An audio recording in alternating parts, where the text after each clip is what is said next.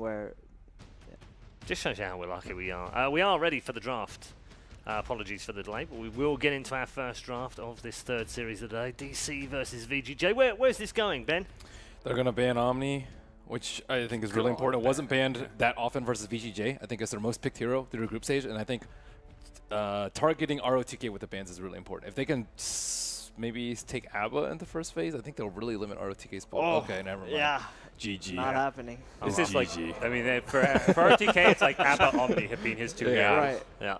I thought they were going to ban Omni and get ABBA, and then ROTK would be screwed. It's hard to die on an ABBA, right? So you're already like reducing some liabilities. So you should give him Wraith King, is what you're saying, if you can get ABBA. Offline Wraith King. Yeah. Well, he'll die before level 6. Oh, the Monkey Warlock combo. Okay. We've seen this quite a bit. Yeah, I mean, it hasn't been massively effective during the group stages. Yeah. A lot of people shying away from it towards the end of the group stages and at the start of the round of 16. DC not one of them, though. Quite happy to pick it up with alongside the Warlock. Right, but the Monkey is quite good versus ABBA in the laning stage, but the Warlock is actually horrendous versus ABBA. If you ever use your heal on him, he's going to remove it. If you use Fate of Bonds, he can remove it off anyone. And then he also has his ultimate. So Warlock's like teamfight potential has been diminished by a lot already. So maybe not really favorable, but DC love playing this hero, and most of the games they've won was with the Warlock. Yep. The auto Meepo ban, by the way, was in there. Yeah, that's been a feature all the way through. Are He we hasn't going been able to to see play any it. Meepos? He hasn't been able to play it. There was They won't let him. From Weeha. They lost. Yeah, but they won't let Abed play it. I mean, it's been banned out against him in every game. If you would ask me, like, you don't really want to ban Meepo in the first phase unless it's a third game. The third game, you understand, like, okay, everything's on the table. We could get cheesed here. Let's right. not get messed up by it. Yeah, we don't want to like be flustered about anything. But the other chances, if it goes to a third game, you might just forget if someone isn't constantly reminding you about it. But in the first game, I don't think it's something DC want to do. Wasted ban first phase? They could wait, you know. If DC want to first pick a Meepo, okay, we have 3 more heroes to still counter. Actually, you have 4 heroes to counter because they were from first pick. But Tell that's not the Swindles case. that. But it's Abed Meepo. I mean, like I said, third game. The third Or game. what if you're down 1-0 and it's game 2? Okay, then that's then you ban completely it fine. again, It's like a mind game If thing. you're You know, about to you be need to look. Maybe VG.J's read is that they're gonna Meepo us right away, game 1. We just gotta get rid of it. Chinese teams are pretty poor at dealing with Meepo. Yeah. I think they're way Historically worse than too. the Western teams. Well, I think how the Chinese teams mostly think is like they're these fringe heroes, and there's a chance the enemy might play it, but we don't want to put all our powers into try and like figuring out how to counter this. You know, they'd rather play against the solid, your everyday heroes, and just play a straight up, you know, some sort of honor game. That was the old IO as well. Like, Chinese teams used to be terrible at dealing with IO if you go back to like TI3 era. And if they knew that you even remotely play this hero, oh, no, get that out of here. So Avenge pick 2 for VG.J. Nice, safe, multiple usage hero. Pretty decent for his Monkey King, although Monkey King hasn't had the Right. best win rate. Well, it's a flexible hero that can be support or core. We've seen that throughout this tournament, that a lot of teams just want to pick these heroes that go into multiple roles and not really show anything to the enemy. It's information is power in this sense. They've only played as support in the group stages, I think 2 games, but it's still, like you say, you can change that for the main event. Right. It is a kind of aggressive style hero where you get your items, you rotate early, you fight. Yeah. The heroes I'm most interested in right now are Lycan and Templar Assassin. In the previous series, we've seen both these heroes, and they both won in the games that they were played in. Maybe Templar not in the game where Mouse played, but she was still doing well. And if we look at the win rates, it's like ridiculous. Lycan has, I mean, only 5 games, but he hasn't lost yet. And Templar is at an 83% win rate so far. So let's see if they will decide to take either of those, DC or VG.J. There's been a lot of PA picks by VG.J and DC having none of it. It's pretty good versus the Monkey. Yep. You can't really like hit him through blur, and then if you ever get daggered, she can jump on you, pretty much burst you. Monkey, very weak hero against high physical damage burst. It's, poor old Abed's having a right rough time here in the bans. He still plays plenty of other heroes. Yeah, is I the mean, thing. if they want to carry on trying to ban him out, they can do so, but they're going to run out of bans before they run out of heroes that he plays. Yep. If you're DC, do you prefer first or second pick? If you're DC, Yeah. I think they would prefer the like last getting the pick, last keep it pick for for Abed. Abed. Yeah. Yeah. They want to get all the information out, understand where everybody is laning, and they can just give them something favorable so that their supports can be free to move around the map. Similar drafting style to Crit. But I'm not too sure if like DC really follow that kind of rule. Just more in the sense that they, EG, want to try and get some man on as good a hero as they Right, can right. without getting it counted too often. Right. DC think more about like the macro aspect of the game, like how they can move around the map and how they can apply pressure and snowball the game out. So sometimes they will forget that they need to pick this hero last and pick it earlier, and it could cause some problems for them. Spectre was very successful in the last that's series. that's the third hero that I've been really enjoying watching so far. Yeah, I'm just going to put that into context, as Ben said earlier. The fact that we're even discussing the fact that Spectre's an enjoyable hero to watch just says everything about Nagasara. Naga. I wonder if VG.J are thinking of picking with the Timber ban, because I mean it's alright against ABBA and all that, but it's still a surprising ban because it hasn't been heavily featured in DC's draft. So I wonder if they have something in mind that Timber's going to counter that they want to pick. I think the first game DC played, Mason played it. Yeah, they have right? one Right. Timbersaw game. So the idea behind the Timber is if DC have a Timber and they just solo against the ABBA, the two supports can be free to do anything, right? So they often play like that with Mason too. Right, exactly. They want their supports to be free so they can help anything. They banned the Timber, and DC just decided that Spectre, sure, it was like a misban, since it seemed like DC were going to pick Spectre regardless. But you can understand how VG.J is thinking. They don't want to give DC the game for their supports, because their supports can literally make the entire early game for them. So how do you actually deal with Spectre? We've seen a lot of Spectres picked up. Why not just pick her in the first phase, considering how successful she is? It's really hard to say. In this situation, I haven't like felt the reasoning why to first pick it. Maybe there's some like liabilities that these teams understand because they practiced it in their scrims, and unless they ban some heroes, then they can't really pick it. Like, we don't really know about that, right? But picking Spectre, the best way to really counter is like pressure her lane and then try to 5-man so that she cannot just haunt in for some pickoffs. Just try to abuse her timing, pretty much. And one of the reasons why I think Spectre is like being picked a lot now is Alchemist being out of the meta.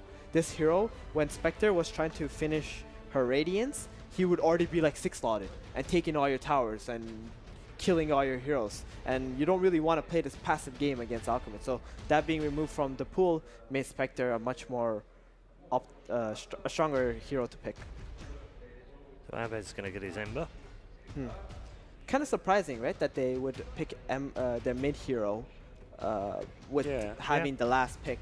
Unless they felt like it would be a last one ban. They must really have wanted it. I mean, it's good against the Living Arm with Flame Guard, but you're not picking your mid typically to counter one of their supports. But what they are doing is they're going to get information whether the Venge is going to be a support or not, and they're going to be able to give Boba an offlaner that's going to be a good match for the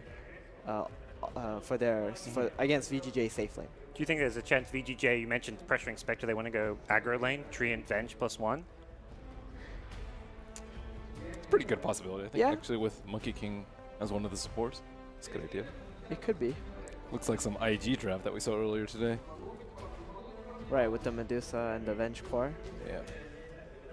Medusa Treant, you get that teamfight synergy as well. Right now, VG.J's lineup have a lot of 5-man potential, and they have a lot of auras, right? They have the Abba's Curse, and they have Vengeful Spirit, who has minus armor aura. It's going to amp this Medusa up a lot. So if you think like Medusa doesn't really deal a lot of damage in team fights, with these two heroes, she's going to be doing a lot of damage. They don't have the best control for the Ember. Do you see that as being a problem? I mean, the Jug pick would have allowed them to maybe just 5-man push towers and not care, but do you think they need to get something with some extra lockdown? For sure. The Ember laning against Medusa is not going to be too optimal for him. It's going to like run out of mana. It's going to get hit constantly. But later on, it could become a very, very big issue. It's a matter of like how much momentum VG.J can build up from taking buildings. Meanwhile, Digital Chaos actually have a terrible building hitting lineup. Right. Ember and Spectre, oh my goodness. That's not like their style either. Like to pick these heroes without building damage is extremely important for a team like DC to be able to group up somewhere and just take objectives. But right now, there's no like clear way as to how they're going to do it. The clear way they have right now is for Warlock to get level 6. And that's not really a good game plan, since your momentum cannot happen till like 10 minutes in the game, where he buys the Tome of Knowledge and goes from there. I mean, even then you have like a Spectre Ember in the front lines hitting buildings very slowly. It's not exactly going to be the most effective way to use the rock. Especially versus Tree. Full-on team fight. So VG.J go full IG on us, actually, with the Tree Phoenix. Yeah, but they do not have Which didn't any really real work that disables. well. Yeah. It's okay, good enough 5-man. As long as Ember does and Spec don't get huge. That was a game against Secret, right? Yeah. Where VG.J picked, IG picked a very similar lineup to this one. Yep, almost identical. There's some building hit. Okay. I think it's Nature's kind of big Prophet. DC needed. Yeah. And this is like another thing. Boba doesn't really, I feel like he doesn't really enjoy playing these farm-oriented heroes in this team. I saw him playing in the pub last night, though. But right. Yeah. But like, he needs to, right? If it's a meta hero, which Prophet is. He wants to be playing the tempo controllers, run around, making space, initiating fights, those kind of picks. Okay, prediction time, Gods? Game 1, I'm going to go with VG.J. I think, the line may not have worked for IG, but I think they've got a better style? Yeah, suits their style and will work well with around the Medusa. Okay. I'm going to go with DC. I think they have the better individual players and the better teamwork in this particular tournament. I think VG.J's lineup is stronger, but I don't necessarily think Dracula alone can carry them this game. Okay, one for each. I like DC's draft, but I don't like the playstyle for them. So I'm just going to take VG.J on this one. Okay. Very interesting prediction. Split down the middle, 2 for VG.J and 1 for DC. Let's find out who is right and who is wrong as we head down to the arena with our commentary team of LD and Purge. Ladies and gentlemen, welcome to the National Palace of the Arts. We're live here on the floor, myself, LD, and Purge, getting ready for our third elimination match of day 1, Kevin. Yeah, kind of exciting to see a lot of teams on that knife's edge of do they go home, do they stay in the tournament, and I think this is going to be one of the closest matches of the day for sure. I mean, very similarly ranked. They both went 2-2. They both had some tough opponents. They both had maybe some less tough opponents, but we really don't know what's going to happen here. Yeah, we really don't know what's going to happen with these teams either, and I think that's true for the players as much as it is for the fans out there. And you know, regardless of what happened at the group stage, now you come to the main event. For DC, their first big stage appearance as a team, had a great showing in the qualifiers to get here. But I had a chance to speak to Demon this morning at breakfast, and he said coming into Kiev Major, they were feeling really kind of crappy as a team. They had lost at one point 16 scrims in a row. And yes, scrims are scrims, they are practice, but for morale and for a team that hasn't proven themselves yet, that could be something that tilts you a little bit. So since then, had a better showing in the group stage. We'll see if they can deliver, but coming in, maybe a team that's a little bit nervous with a lot to prove. Yeah, with that said, though, they did do really well in the group stage, so all they got to do is win one good best of 3, and they double their money. That's pretty amazing. Top 8 already. All right, so let's talk a little about the drafts here. I think you mentioned it as soon as the Dusa got picked, that the VG Gaming draft does look quite reminiscent of something IG ran earlier today with great success. Yeah, exactly. Medusa as pretty much the solo core with Avenge backing it up, but you know, it's a little bit more of a supporty type carry, and then a lot of good heals and team fight to back it up on top of that. So may work out really well. IG's game, it ended up being a pretty much straightforward closeout, just repel the Medusa and hit buildings. They don't have that same magic immunity though. Aggressive, playing up to his name here, is going to assume the high ground. They were going for an early invasion play, VG Gaming. Jay, as they continue to move forward, wanting to contest this bounty rune. DC, not really the strongest level 1. They are going to give it up for free here. So a little bit of extra gold in their pockets.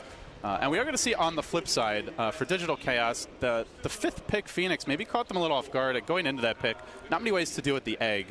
So they end things with the Bulba, Nature's Prophet, taking a page maybe out of the Liquid playbook as well. Yeah, with that. It's a rare time where your last pick, as the team that has to grab their last pick first, actually throws the enemy team off, just because of the fact that it fits so well in with the team fight and because of the lack of range heroes on DC. But I think the Prophet was a pretty good reaction to that, especially because Phoenix is a pretty crappy laner. No armor on the hero.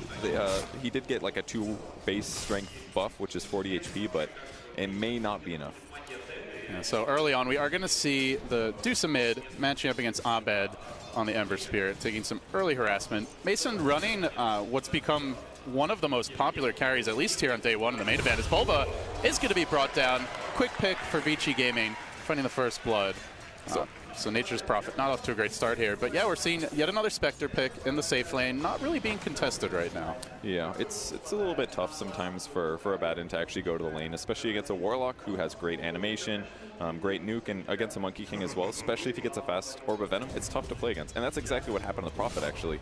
With Tree there, you don't know if he's there. Maybe he is, maybe it isn't. If he gets a stun off and the Orb of Venom slow, it's very often a kill.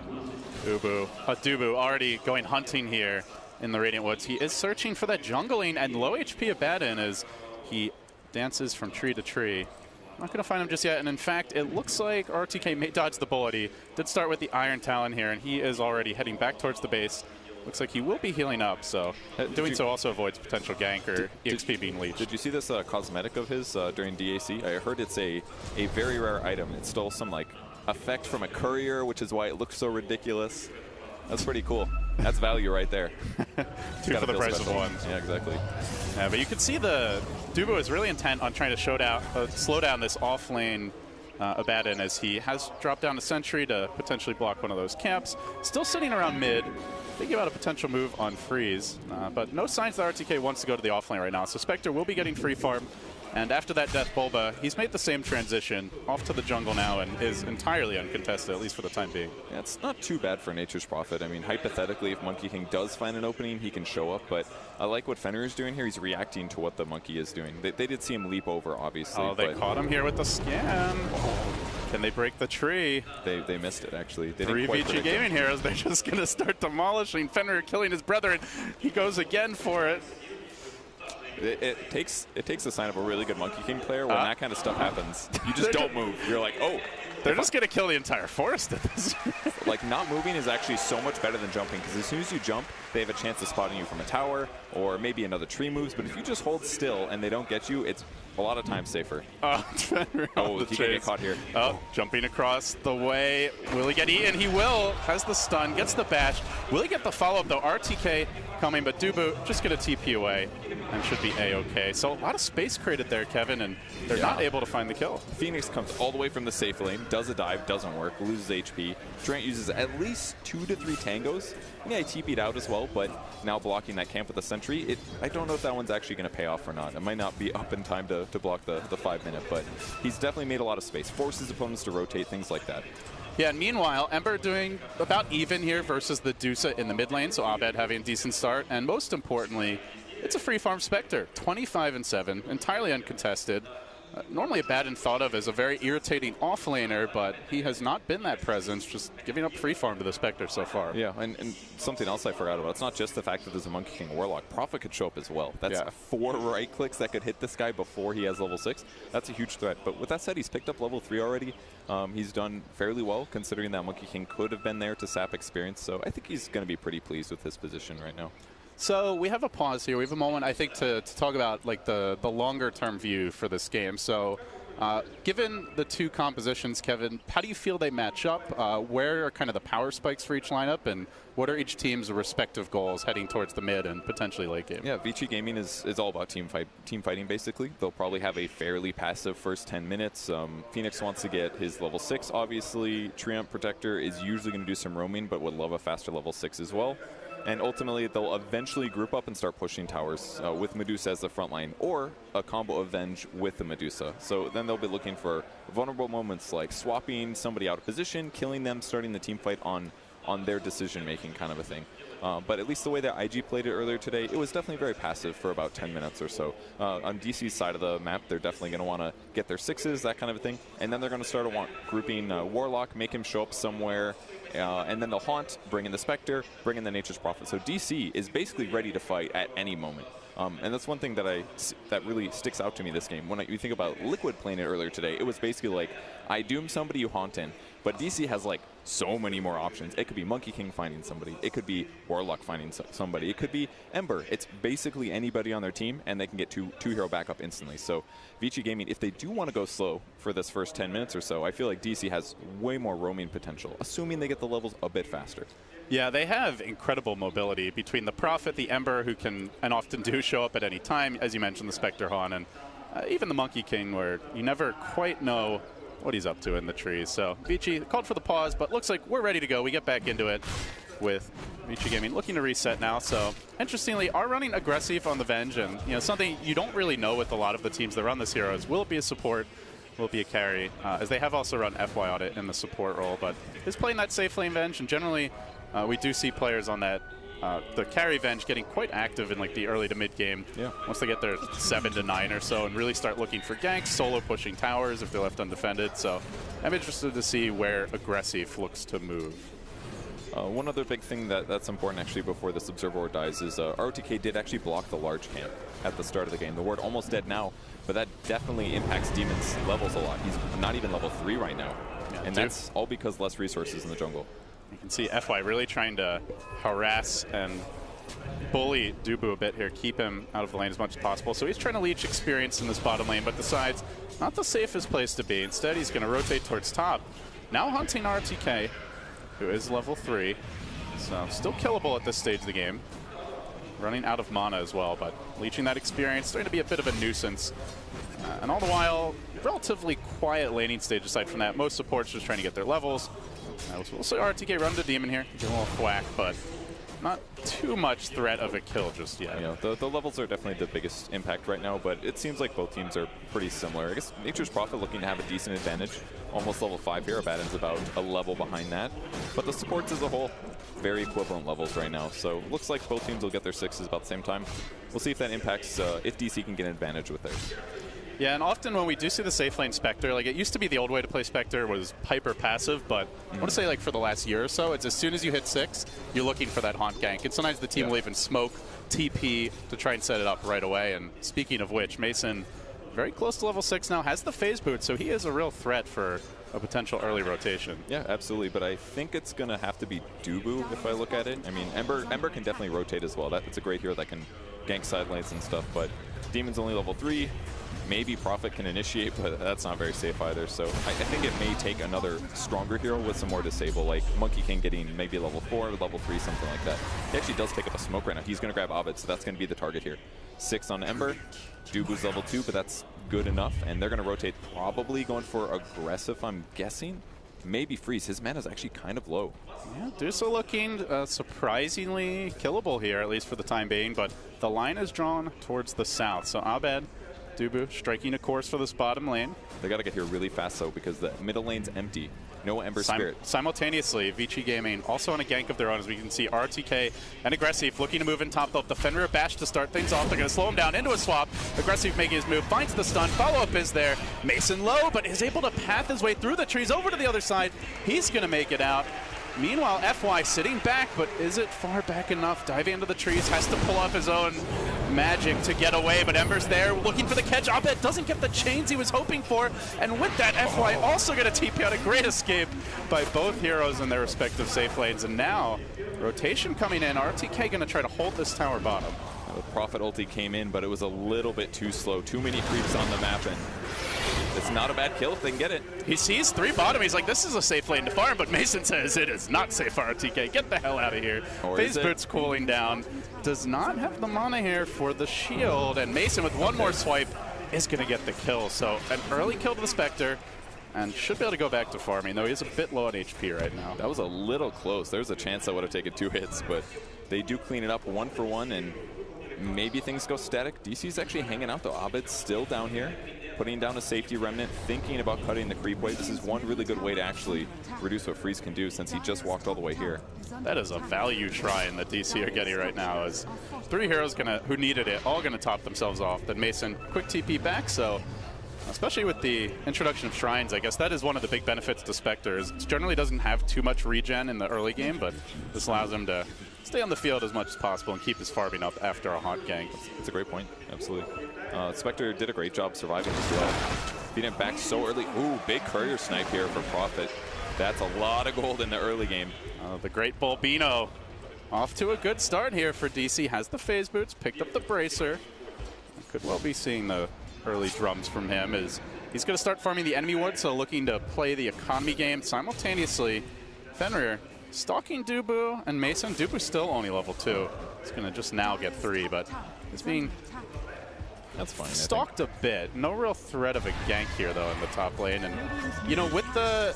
I guess that is the question for me, Kevin, is it feels like it's basically on the Venge to make plays because there isn't a whole lot of gank potential for most of the other Vici heroes. Yeah, that's a really good point. Usually, I was just going to comment, it's weird that Venge is still top lane. Like, normally you gank it, you get out, you escape, but he's actually playing off lane right now, more or less, trying to contest the Spectre a little bit, have the threat of the gank there, and at least Mason does have to be a little worried about getting swapped. But with Venge's mana pool, there's actually not that much threat of him dying right now, so this is just going to hurt his overall net worth, even if it did put some tower pressure on. And of course, Freeze is still getting this farm, but still a fairly passive presence in this game as he tops the CS charts by a slight margin. So curious to see if Vici look to group up anytime soon. Level 5 on FY, so I imagine waiting for the Supernova. Should have it probably in the next minute and a half or so if all goes well. And could potentially look for a group up then, but I mean, that's the beauty of the DC lineup, right? They have great split push with the Prophet, the Ember, so if they don't want to take that fight, they really don't have to. Yeah, I think DC is way ahead in this way. Demon on the Warlock just hit 6 here. He's walking towards his base. I'm pretty sure he's going to group up with an ally, most likely. Yeah, they're TPing the ball lane. This is where the smoke's coming. So DC's tempo is going to be a little bit ahead of where VG Gaming is. Because Phoenix, I don't think he's going to hit 6 in time. He's only 5.5 right now. This is the hero to kill. If they can kill him, quite possibly take the tower afterwards. Yeah, they're committing another TP. Moving on to FY. FY gonna dive away. Now the bash coming onto Bulba. Fenrir might end up getting caused. The Nature's Wrath bounces through. Fenrir will be the sacrificial lamb. Boundless Strike to secure that kill. And with that, DC gonna start muscling up on this bottom tower. They did force the freeze rotation.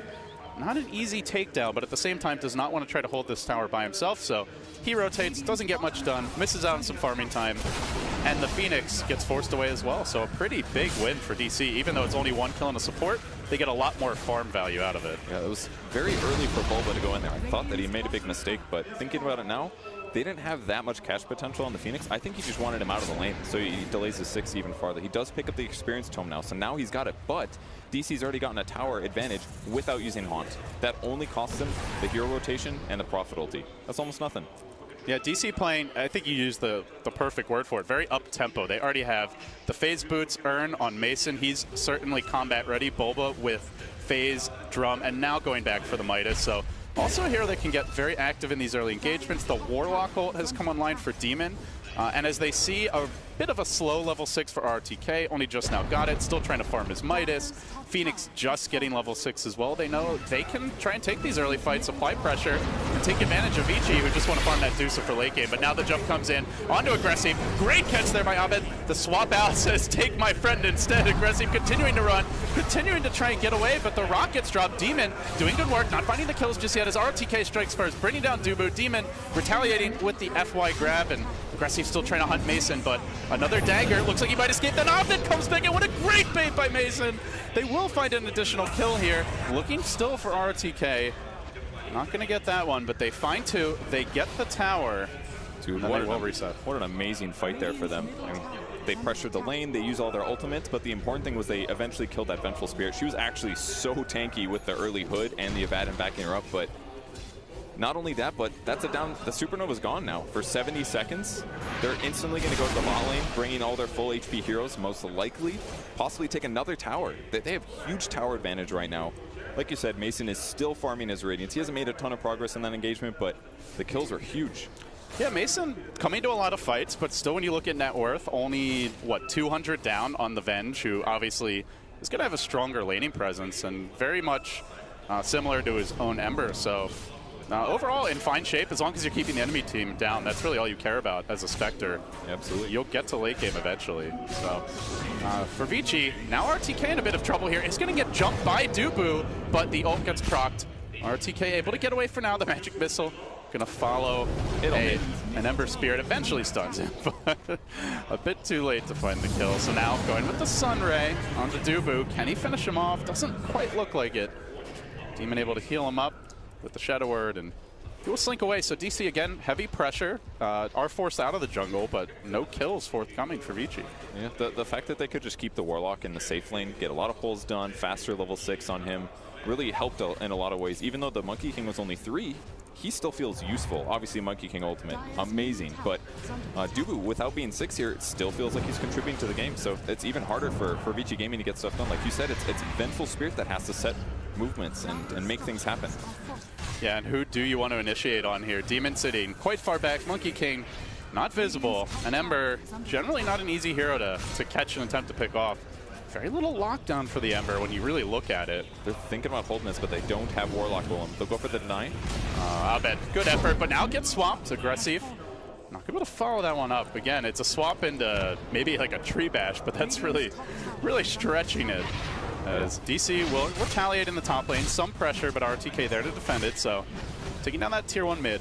Pretty nice grab for Vici, but at the very least, DC still farming all the while. As Spectre hits 2,600 gold. Now the leader in net worth, Mason is. So all things considered, I think DC pretty damn happy with this first 15 minutes. Yeah, they really should be. I mean, as soon as they get Radiance up, I feel like a lot of their team fight issues might even be solved. Fenrir getting ganked up.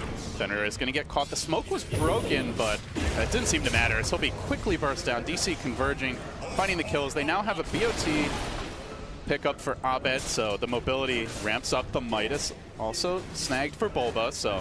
Man, that's so good. He can TP to the Treants as well, so pretty much all of their heroes can be global. This is a global strat. Except that poor Warlock. He's just like... He's got legs, man. Yeah. At least he's got a few to work with. Somebody's got to carry the wards, okay? Late game BOTs. That's true. It's a possibility. You never know. But once they pick up the Radiance, though, any tree armor just burn through almost instantly. Mischance for all of these right-click heroes. I mean, it's basically what? Medusa right-clicking, Venge right-clicking with some spell stuff. The VG Gaming lineup is not looking so hot here. Like, and Medusa's going to have terrible space to farm as well. She can't just sit in the mid lane, keep killing creeps, and be fairly defensible in that position. Now she has to hit up jungles, places like that. It's just not as fast and it's not as safe.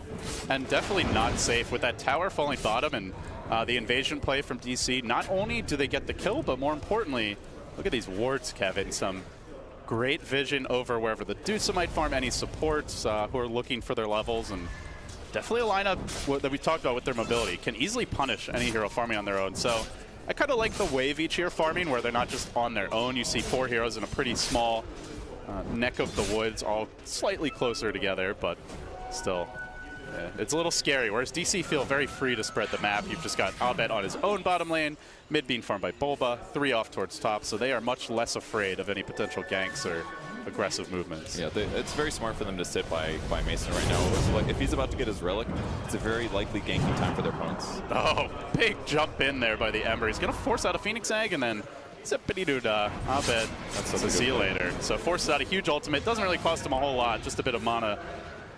And so basically now all Phoenix can do is reduce attack speed and do magic damage in fights. They did find Dubu here. Ate his tree. Monkey trying to be cute, trying to be clever. As RTK looks to chase him down, they'll get the follow-up bash and the stun. So kill secured. They at long last get something going. That's definitely a good kill, but it's not the same as the enemy team. Almost every single time that DC's been getting a kill, it's a supporter or hero right next to a tower. So even if they're only dead 20 seconds, it gives them a couple seconds to pressure a tower, forces another person from VG.J to respond. Like, they just lost a hero, and Bulba's still hitting this building, just because of the way Abed and him have been playing down here. And speaking of Abed, he was having a look here for FY. He's going to force him to Icarus dive away, and now basically out of the fight, though. Freeze doing a good job of forcing Abed back. Fenrir waiting, trying to catch him out, but not quite able to swing that slow paw of his. So he will make it away, but still, again, pressure, space created, all of it for the Spectre.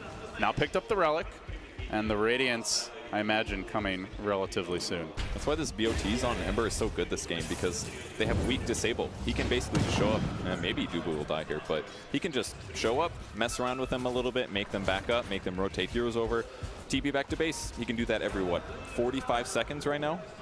And he's not even at a big threat right-click wise. Yeah, and you have basically the same thing with the Prophet. Speaking of which, going to find RTK, will TP out. As it seems he is also going to be going for that Radiance build, but his timing pretty slow as bottom lane, a big team fight breaks out. Overgrowth, as well as the Warlock ultimate committed here. They're going to see Fenrir going down nice and early. Now Freeze is going to try to keep the fight alive with the Stone Gaze, but ends up having to just disengage. DC forcing him out of the jungle. Mason getting involved again, and now only about 500 gold away or so from picking up the Radiance as we see top lane aggressive with the swap of Bulba. Does he have anything to follow this up with, though? Just auto attacks for the time being. No mana for a stun. is again throwing out the Wave of Terror, but Bulba, no TP available, now going to go for it. Doesn't quite have the mana. Aggressive. It's close, but no cigar. Yeah. Bulba's really farmed right now. His items are great. Working his way towards the Orchid, built the Midas after Drum, as is pretty standard right now in Profits, and a lot of Midas is actually being built this game. I did like that Abaddon at least got his before his mana boots or whatever other boot option he wanted to grab. Usually phase, I guess, but just helps accelerate him a little bit faster. But the rest of the team isn't fully committing to that same kind of style. Vengeful Spirit not going to get Midas this game. FY looking for a potential, at least, harassment here on Mason, but Dubu's going to retaliate as he will help secure Mason's retreat. Radiance now online. Haunt cooling down in a minute, and VG finally going to make what feels like really their first offensive move since that 0-minute smoke to try and secure a bounty rune. As they head into the Roach Pit, they will do this while Haunt's on cooldown. They also know that the Golem is out of the picture for quite some time, but that doesn't mean Abed can't threaten to go in, try and snatch that Aegis. Remnant dropped. Dubu looking for the setup here with the Boundless Drake, and RTK dropping dangerously low. They might be able to just force out this borrowed time, and then really sticking around in the Roach Pit is extremely dangerous. We are going to see Demon trying to set things up. Boundless Drake comes through. Roach not low enough just yet, and Abed getting forced back.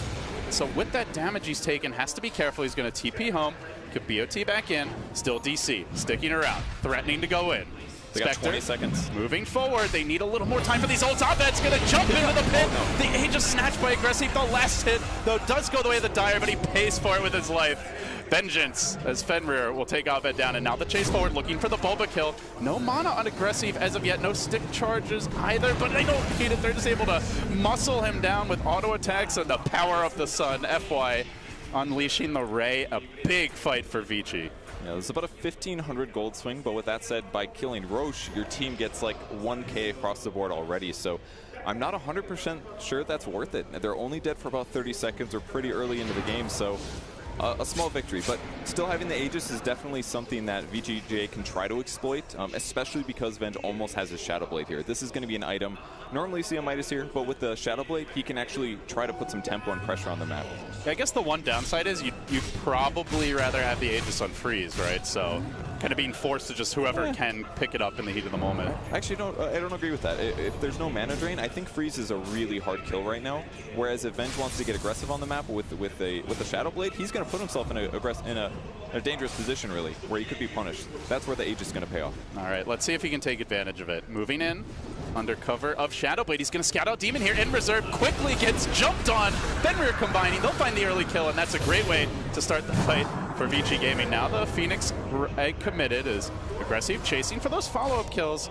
Not able to find anyone just yet. Slightly underwhelming Kaboom is the Boundless Strike on Aggressive, combining there with the Sprout, but they're committing a lot just for the Aegis. We'll finally pop it. Is there any sort of response here? Overgrowth is cooling down, but they don't have the egg to combo with it, and Aggressive gets trapped, has to swap himself away. RTK there, trying to protect him as best he can, throwing out the shields, the heals, now the Ray comes! FY from the back doing what he can, but it's simply not enough. He has to dive away too. And it looks like in the end they will be forced to retreat, losing 3, losing the Aegis, and now looking for more. They're going to get FY on the back lines. It's Bulba to the rescue. Another big pick for him. Great TV by him to clean up the rest of the team. That's a guaranteed tier 2. There's creeps at the mid tower as well, so this pressure is not going to stop. And all of that advantage that VG Gaming got was pretty much erased instantly. And that was still with killing Warlock at the start of the fight. No Golem, no Shadow Word, no Fatal Bonds. The Haunt with Radiance at this time in the game was just so hard to deal with. They were forced to use the egg almost instantly, and as a result, didn't have it a couple seconds later when they really needed it. Yeah, I mean, you look at that team fight on paper, and it's pretty dirty. Overgrowth into a Stone Gaze with the egg about to explode over your team, but in practice, FY struggling to find good egg opportunities, so maybe we'll see a defensive item pickup. Perhaps he can, you know, they can try and take a fight while the Haunt's on cooldown, but you know, the egg doesn't exactly have a short cooldown either. It's only going to be up 20 seconds before the Haunt, so barring a Haunt used offensively on its own, it's not going to be too easy to find those clean windows for a team fight. And as Spectre grabs more and more items, it's going to be things like agility items, attack speed items with some HP. He's going to be able to jump on the egg right away, pretty much. No matter where the egg is, as long as he's not busy somewhere else and he's got Haunt ready, that egg's going to have a hard time cracking open. VG Gaming now making a move towards mid. They're going to scout out Abed. With the Shadow Blade, Aggressive could maybe lead with the stun and just muscle him down with physical damage.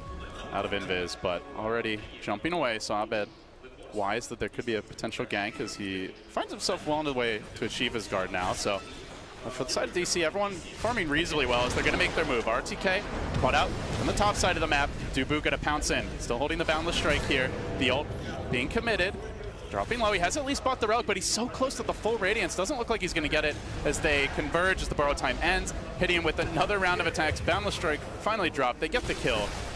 Now VG Gaming forced to defend this tower without what could be a key weapon in their upcoming fight. So no Radiance now. Still for 500 gold as Bulba makes a big dive in. Can they punish this? They get the silence off on FY. No egg for you, sir, he says, killing him off quickly. And now on to Fenrir. Can they bring down the Tram Protector low? Being hounded by the Golem. Not dead just yet. Aggressive looking for the turnaround, though. They will end up finding 3, turning this fight on its head, and they do it without the Phoenix Egg required at all, with Bulba already dead. So basically, it felt like a 3v5, and they still get 3 kills of their own. Yeah, the initiation was actually great for VG.J there. The Venge was in perfect position. He got to start the fight by stunning the Ember Spirit, and they got to follow it up with an Overgrowth a bit later as well. Guaranteeing that kill made everything so much easier for VG.J. There was no huge damage dealer other than the AoE Radiance Burn kind of thing. Spectre's just not quite ready to jump in and kill everybody. He needs to play around somebody else, taking some pressure off him, and Monkey King's not ready for that. The Golem can't do it for too long, and Ember Spirit getting locked down and killed, that just did way too much. Yeah, maybe not respecting just how good Vichi's team fight is, that, you know, even if Phoenix is out of the picture, the follow-up potential of the Overgrowth into the Stone Gate, still something to be feared, as I see them slow down a little bit more. So Freeze now on his way to a Hurricane Pike, continues to quietly continue to be the lead farmer here in terms of CS anyway, as RTK has finally picked up his Radiance, should be coming out momentarily. So VG Gaming about to hit that next power spike, Kevin, and as we hit the 25-minute mark, I guess the question is, like, do you see a timer for either team? Do both scale equally well late? And what is your game plan? It seems clear this game is not going to end, you know, sub 30 minutes, so we are looking more towards the late game now. Yeah, it really is. And with that said as well, Abaddon is going to scale fairly well, I think, just because he's got the Midas so early and the Radiance picked up too. Monkey King got to be careful here. His Invis just ran out. Yeah, he's 20 seconds to his TP here. Continues to go deeper, but they're looking for him now. Dubu, oh man, he's in deep. That is way too deep. That was actually really unlucky. The Avenge just happened to be there. He didn't use his TP. He was actually here already, so... He did get a ward down, though. Oh, that's actually really good. I guess if that goes unscouted, maybe it's worth it. I actually think that, yeah, that's pretty worth it, I think. Because, I mean, look at the map right now. There's only 2 tier 2s alive. It means you want to keep your opponents in your base, and if they leave the base, you want to know where they go. And this is a place where nobody is going to anticipate a ward at this time period, except for the fact that Monkey King was just there. But we'll see. It might catch some spots, and at the very least, it's going to notice supports leaving the base, headed to the bot lane, things like that. Aggressive, continuing to stalk around here under cover of Shadowblade, now back into the trees.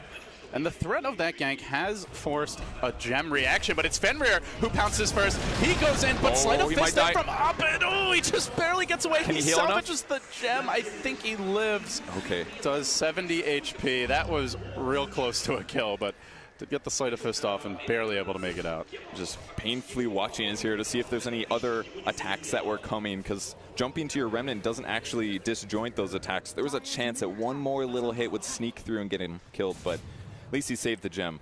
That was what lost them the last fight, and they spent the money on it. They can't lose it this early. Well, now he's got to be real careful. Like, he had the gem. Okay, now Aggressive can't sneak up on me as easily, but there's also the Blink Dagger on Fenrir, and that was, I believe, the debut, so... Yeah, it was.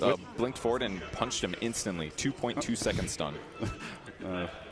That's some one-punch man stuff right there, as Fenrir hides in the trees up above. Dubu stalking him, but is currently Invis. It's Abed leading the way. Is going to find the chains connection. Do they want to follow this up, though? Diving that far for a tree.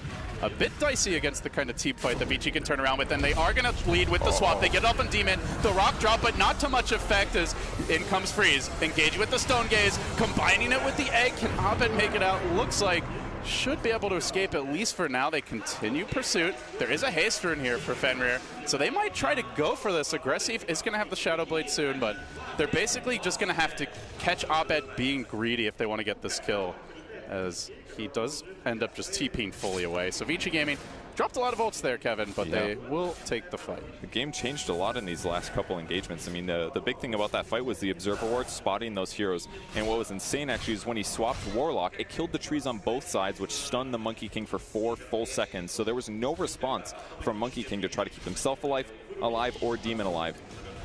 Oh, poor Dupu.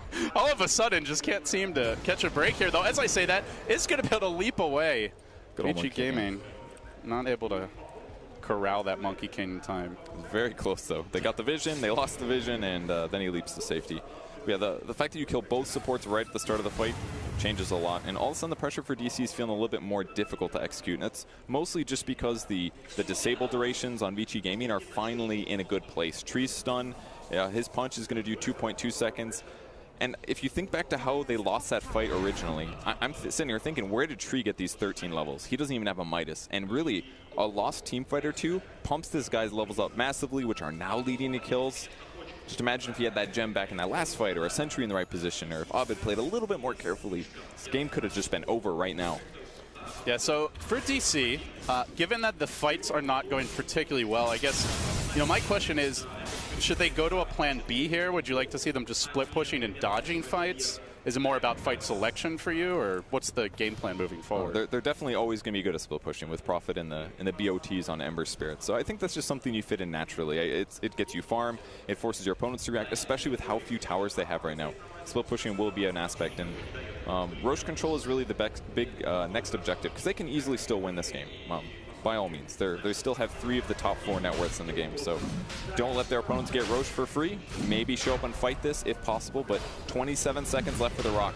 All right, Operation Let's Get Mama Dusa and Aegis potentially underway here, as has freed up a slot. Freeze ready to grab this, and Dubu maybe looking to be cute, but his tree gets eaten down with the monkey is the call. Will Abed even try for heroics here in the pit? He gets, well, actually, no, sorry, Demon getting swapped into the bash. Follow-up stun could be coming through momentarily from Aggressive. Is going to end up going down. Aegis secured by Freeze.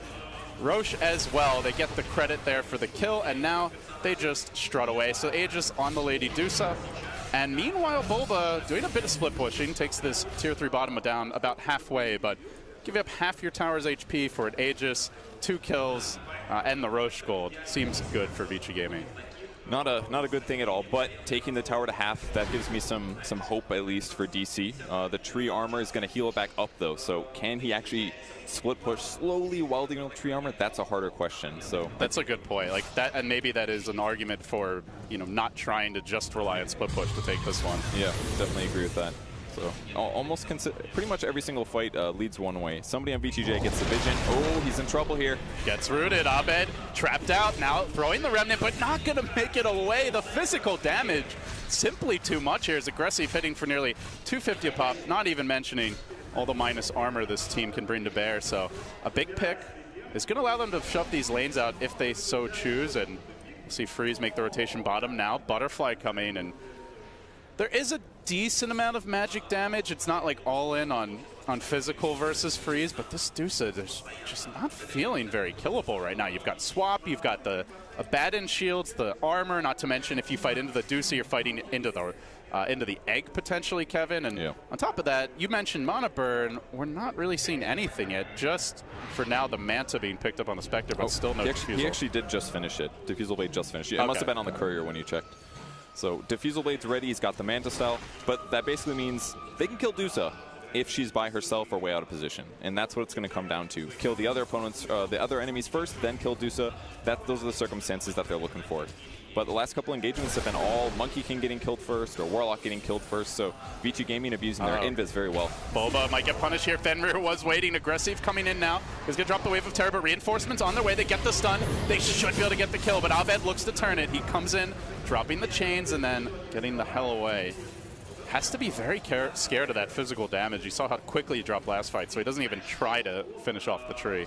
Yeah, Prophet getting killed quite easy. If you have detection or a gem or something like that, and you don't have a blink or a force or something that gets you out of danger instantly, and they can't catch up, then that's always going to be a big threat when you're playing Prophet. So, and that is what I think that's what I like about the way VG Gaming are playing this, is they have the itemization of the blink on tree, the Shadow Blade on Venge, it makes it kind of scary to split push when these heroes can just ambush you out of nowhere. They don't, you mentioned, I think very true, they don't look mobile on paper, but the item selection is giving them that threat of gank that discourages split push. Yeah, the Shadow Blade was ingenious just for that reason alone. And a couple teamfight wins, they get a Blink on Tree. No Midas, go for an action item, and I'm happy to see it. A little too many Midases being built right now. But you're not a fan of like 9 Midases in one game.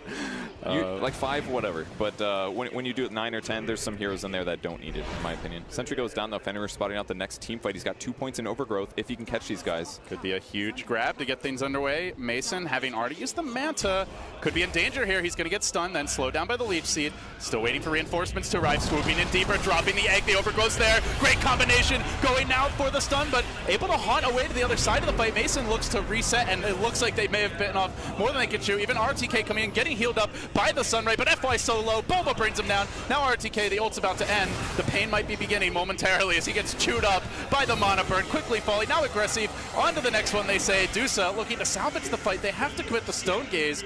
They don't have a whole lot else just yet. They get the bash on Abed. Can they get the follow-up, though? Abed takes the tree down. Freeze, extremely tanky and painful, but doesn't really have much to work with here as Abed will get silent, sprouted now. Bulba trying to engage onto him, almost dies in the process, ends up living, kiting away. Great plays by Bulba, now looking for Freeze, looking for the team wipe. Can they finish him off? He's got the Aegis. They probably have to kill him twice as he will end up dropping. Yeah, Aegis not going to expire just yet. So round 2, here we go. Nobody in sight. Not going to be easy here for Freeze as they continue to pound away at him. Freeze going for the TP out. No! Oh. So close, but so TP. far. That was such a good decision to TP. I thought there was no way he gets out of that, but they are limited on disables and just barely did get the kill. I can't even believe DC won that fight. It looked so bad for them at the start to egg right on top of those guys, but just shows how big of a threat Haunt is at this point. Every attack from the illusion drains tons of mana, does tons of damage. I mean, it's a great combo, but Dusa wasn't there the entire fight until after that was over, so... You know, is it worth it to commit the Overgrowth just to set up egg when it means Dusa's not getting to hit anyone during that time? I guess that's really the concern for VG, is they seem, in those larger team fights, very reliant on the Dusa to be there, and she is not the most mobile hero. As RTK will get caught here, time being in the middle lane. Do you see the Silver Edge pick up on Bulba? So has to be careful not to get killed off without the borrow time activation. Bulba working on him a little bit. They chase on the Demon. They will bring him down. Now the power play potentially. Borrow time from RTK. Duba running right into the meat grinder and flying right back to the well. He'll be picked up. Now the Spectre could be next. Bulba tries to turn it. Gets off the silence. Can't quite follow it up though. They're going to chew through Bulba. Finish him off. RTK will get the kill, but this leaves Mason free to run. Rough shot over VG Gaming. 4 dead. Might be 5 as still the Dusa waits for her respawn. The big punish. DC right back into it. Once again, Spectre looking like a hero that Venge just can't stop unless they start on the Spectre. It's pretty much the only way. And VG Gaming got so much tempo back in this game, but these last 2 fights have them just reading the game a little bit incorrectly here. I mean, especially in that fight 2 fights ago, it's all about the global. It's their engagement here. They put a lot of damage into Bad and never once triggered his ultimate, though. I think that made a huge difference for VG Gaming's advantage, but maybe made them overconfident as well. Yeah, they commit a lot here to kill off Demon, but remember, they're fighting without Dusa for 40 seconds, so, you know, even after they get that initial kill, borrow time eventually expires. They just kind of wait it out, kite, and then Mason comes rushing back in. He knows that there's not a whole lot to deal with him with the Dusa out of the picture, and is able to take advantage. A lot of that actually was a tree getting overeager. I think he jumped straight onto the Spectre, and luckily for him, the Ember was nearby, guarantees the disable that gives you the vision. And that's very simple for Mason to just say, oh, this is an easy kill. I just attack this guy 5 times, he goes down. Tree just reading the team fight slightly wrong. He has to realize the threat that poses from DC's cores. Ember Spirit plus the Spectre together can kill so many people. And if they make that mistake, Prophet's going to TP in the back line. Maybe other heroes will re-engage as well. So we are going to see Freeze call an audible as he transitions into an MKB, had the butterfly in the quick buy earlier, but decides he needs the True Strike to deal with that Radiance mischance and just a little more damage perhaps for the team. It won't be too bad. It does magic when it procs, so considering how much magic resistance is on DC's side, I think it's all right. It'll be good against Ember Spirit 2, Break Flame Guard, but like you said, it's really all about hitting the target. It's way more important than his evasion right now, because he's not the target, right? They're going to go on his teammates, kill all the teammates, then deal with the Dusa. So this is a rare game. I think where Dusa definitely needs to prioritize damage more. All right. VG Gaming trying to stay on target here, as this is an elimination match. And in fact, all are from this point forward at the Kiev Major. They are forced into a much more defensive posture, and you can really see it just if you just kind of ignore the middle of your screen, just look at the minimap, the way VG are moving. Always 5 close together in the jungle, very afraid at this point with quite limited vision, and with an extremely mobile DC lineup to strike out on their own, whereas DC still pretty confident, farming multiple lanes, moving around freely on his own. Dubu has been scouting out, and now DC are going to converge here, looking to take down this tier 2 top, second to last outer tower for Vici, now under siege. It's been kind of bad time for the fight to start. Boba did actually trap himself in the trees here. Tries to sprout himself out, does not work actually. Well, he is going to have teleport soon if he wants to commit it, just to get out of this spot. But all of a sudden, it's a dangerous location as Fenrir coming in. I think actually hunting for the Monkey King there. It was really smart by Medusa. She grabbed an illusion rune, sent them to the top lane to cut waves. These last so much longer than Manta illusions, so it made that pretty straightforward. But considering that Bobo is in the wrong place already, I think DC did the right thing. Just push a little bit, but play it safe. Roche is up soon, though. That's going to be the next engagement. That's what the teams need to aim for. So VG Gaming is forced to be 5 at most of these moments. DC is not, so I think it's going to be a little up to VG Gaming to take the more forced engagement. And I like the discipline from Vici, as we do see RTK getting clipped by the scan here, but Roche actually not up yet.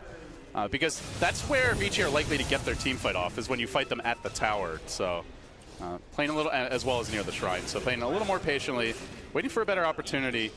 Have to see if Vici can force them to the pit, or if DC will be able to keep them away from it, courtesy of the split push. Was really good ward vision down for VG Gaming right now. Well, that said, all they have to do is press Haunt, and DC sees everybody on the enemy team. So maybe this will be all right for them for now, but they've got to keep an eye on the Roche pit. It's up. They just can't let him snake it.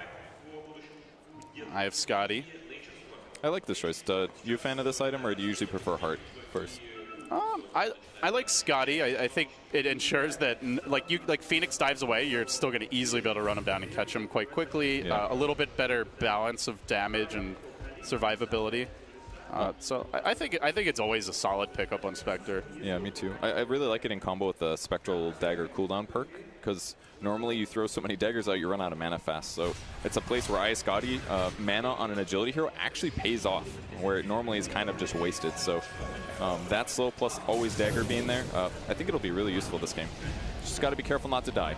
Well, speaking of dying, we might see that mid soon as Boba comes in. He does get the Silver Edge, combines it with the Silence onto RTK. Now the Remnant in. Can they kill him off in time? They do, right before he's able to get the borrowed time off. He falls, and now onto Freeze. Stonegaze already committed. He's being isolated here, but healed up from behind by the Phoenix. Has to drop the egg. They look to retreat as they fight in the Wukong's command.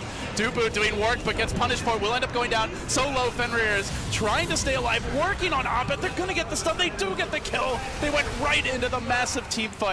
And they do end up getting punished a little bit there in the end, as now Warlock ult on cooldown, Haunt on cooldown, Roche is up, and I believe we're going to see VG Gaming head right towards it. That was an amazing play by Fenrir there. Just looking like he's an easy kill. Ember was out of remnants, but he just turned and fought him with the Solar Crest, and Ember just kept missing. He doesn't have the best right click right now due to his kind of weird items, but ultimately, Ember going down, so DC losing a fight. That looked really good for them, but with the Abaddon kill right at the start, looks so great. And RTK did have to buy back, but that's like such a key situation to buy back, is you're running this, really this 4 protect 1 Medusa. Like, yeah, Venture does decent damage with the AC pickup, but really is not going to be the main carry in these fights. And with this freeze, actually going to be the one given the cheese at this stage. So they give him the cheese. They have the Aegis and RTK.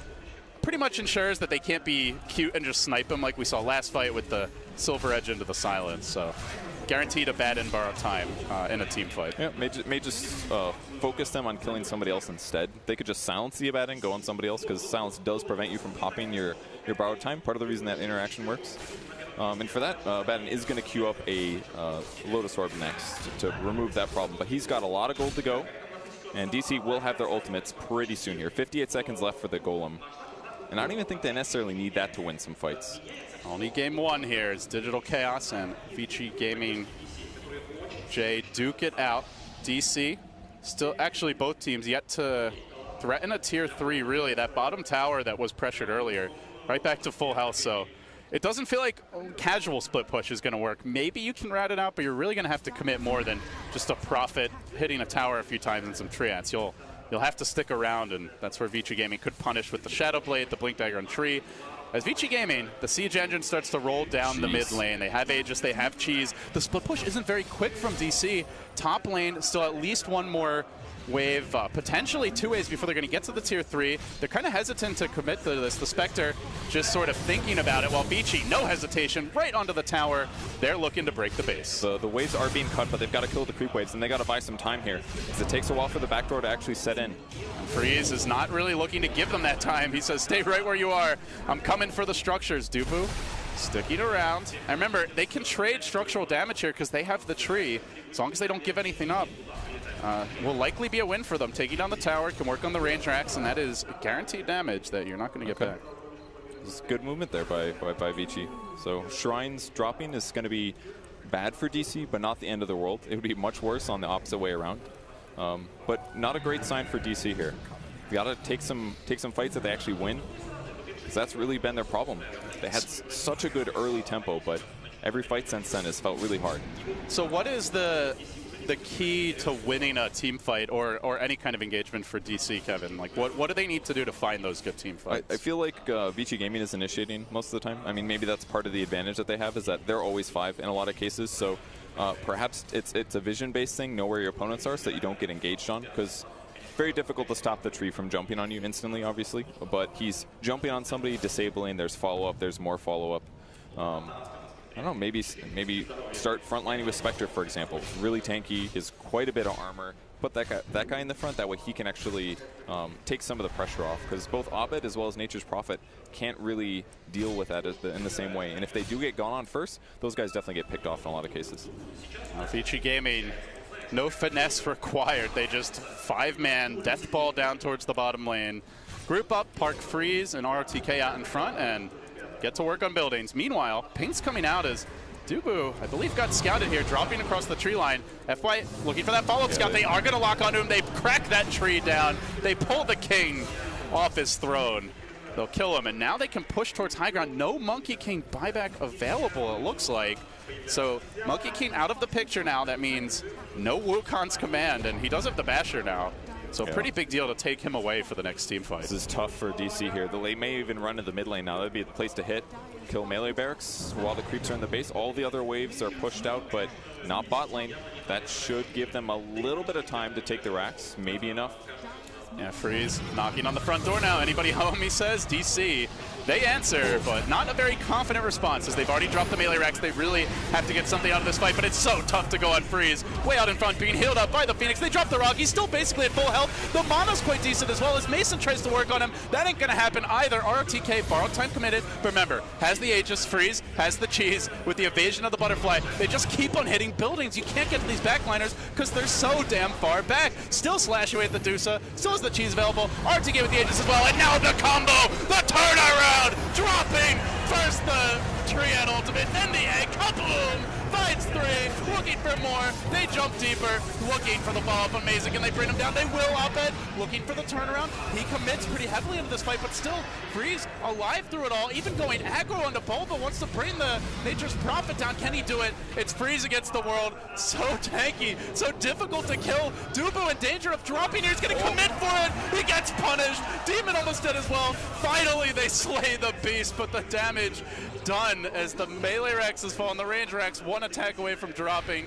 All 4 have buyback if required, and some might be because Bulba is threatening the top lane. That team fight coordination was insane. 2 buybacks, and DC loses by about 700 gold. Not much, but if the next fight goes like that, the game ends basically. That's a dead Ember Spirit, that's a dead Nature's Prophet. So they still lost melee barracks on top of that. Range barracks also very low, and they still haven't been able to take a tier 3 of their opponents yet. Whew. Freeze going back for the Hurricane Pike now, so pretty close to being maxed out here as far as items go. Could maybe consider trading something out, but effectively Freeze is as big as he's going to get. There was the engagement here. Once the Supernova came in with the overgrowth, man, that looked one-sided. I was wondering why the egg took no damage. It was all the overgrowth. The perfect coordination there when DC was grouped as 3. You can see Mason just has to run pretty early in the fight. You really want Spectre to be going in. Freeze just so incredibly difficult to bring down now that he has the butterfly, and no MKB here on anyone. I guess Bulba has the Bloodthorn, so potentially you get the True Strike if he's able to use it at the right time, and the Manta's on cooldown, but not really a very killable Dusa until the team fight's basically over. Yeah, exactly. Phoenix does have Aghanim Scepter, by the way. He opted for the 150 GPM perk over the Fire Spirit's DPS, and he looks real rich right now. I mean, he's only 3,000 gold behind Ember Spirit, who's middle of the pack right now, by the way. I'm starting to have slight flashbacks to that Disruptor game where FY got Ags and Refresher Orb. He has queued up the Refresher in the quick buy. Can you imagine a double Ag, a double Shiva's Guard, and with the Aghanim Scepter as well, potential here to bring that Dusa back for a second life. Yeah, and he also refreshes the basic cooldowns. I don't think that matters this game, but fun Well, fact. the Sunray is pretty big but potential here. The ally you bring in with your egg. Oh, you mean the can refresh. eggs? Yeah, yeah. They could be 2 snakes in 10 seconds, dude. Yeah. Never know.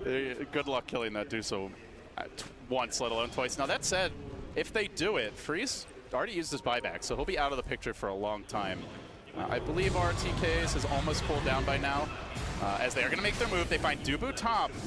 Dubu down, and no buyback for him. Out for 70. So DC may have to wrap up the split push. I guess good news is this top lane's pretty far in.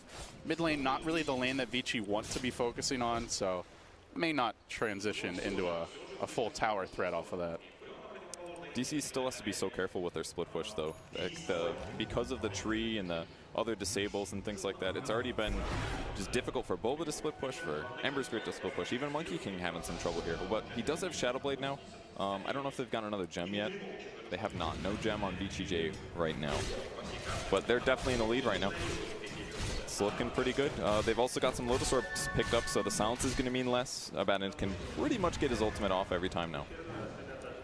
Yeah, not to mention the next Rosh is coming, and potentially you can just grab the Aegis, get rid of the Midas, which has essentially served the majority of its purpose at this point. He's got a backpack for that, right? Let it recharge a little bit slower. Yeah.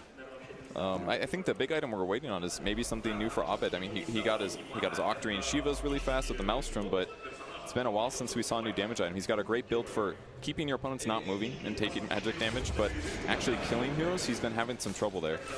And it's really not a single target Ember build at all. And the way the game's developed, it feels like you need to be able to kill a single target. It's really all about killing Freeze.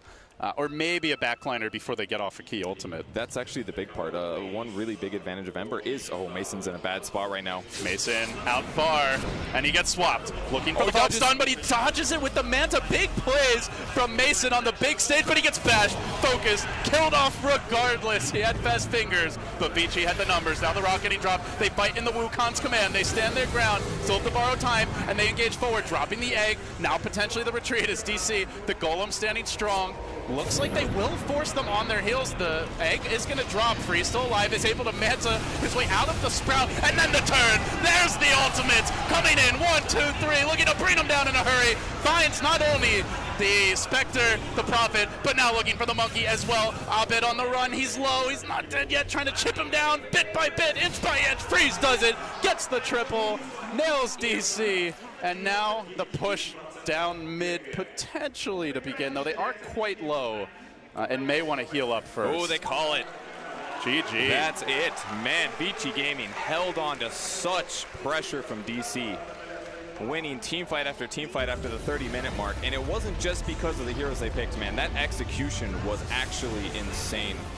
Especially the later fights. Like I think probably for me the crispest fight was that one at the Dire Tier 3 mid where they got, what was it, like a 4-hero overgrowth combined with the egg. They held those ultimates for a while. The Dusa was patient with the cheese usage, and then they engage. They make sure they take the racks first before they go for the team fight. So even if they lose that fight, they're still already up a lane of racks. They had buybacks as well, so it wasn't a rushed push by any means. It was like the perfect time, and then on top of that, the perfect execution. Yeah, I think that's one of the best team fight tree games I've seen in a super long time. Not too surprising. I mean, Fenrir is a very good player, but Overgrowth seemed like a 5-second stun that game. The utility that it had was exactly what they needed to deal with DC's lineup, and DC just fell flat towards the end of the game. They got very close in so many of the fights as well, but in that last one particularly, VG Gaming disengaged, got out of the upheaval, got out of the Monkey King ultimate, all of the important stuff that basically was their bread and butter team fight.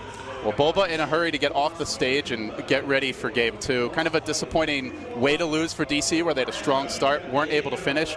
If you had to pick one big thing for DC to work on, what would it be? I felt like there was a lot of deaths coming from Monkey King in the supports, and maybe slightly different itemization, but not sure. All right. It was tough. Well, for more detailed breakdown, let's go back to Paul and the rest of the boys.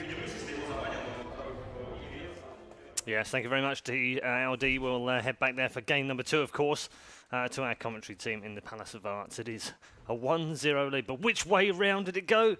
Who knew all the way through that DC weren't going to pull it off? At times it looked like they were, at times it looked like they weren't, then it looked like they were, and then they didn't. That's basically the story. But to break it down with more expertise, we've got 3 experts alongside us as well. Teven, Malini, and God's all back with us. We'll start with you, Ben. What do you say after a game like that? Because it felt like DC got themselves back into a game they shouldn't have been winning, and then they kind of lost their way again. I thought they were going to win with the Spectre just having incredibly high net worth and was free farming for the majority of the game, but then Medusa finally came to the fights and started destroying people, and their team fight synergy was incredibly great and much stronger than DC's team fight. That's the key point. Medusa started coming to the fights. There was 3 key fights, 3 big, like, full-on team fights that were 4v5, no Medusa. First at, like, that bottom bounty rune.